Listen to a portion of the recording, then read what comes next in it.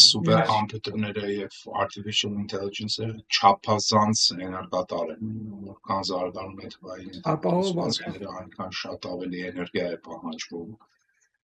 Սա Հայաստանի համար լուրջ մարտահրավեր է, հատկապես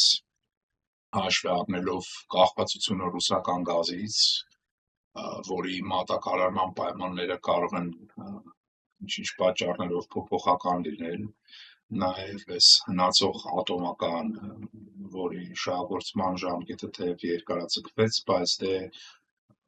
սա հավերժ չի կարող աշխատել։ Խոսվում է փոքր մոդուլյար ռեակտորների մասին,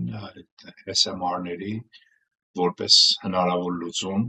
գուցե ամերիկյան կողմի մասնակցությամբ, սրանք ավելի փոքր ժամանակակից միջուկային տեխնոլոգիաներ են, բայց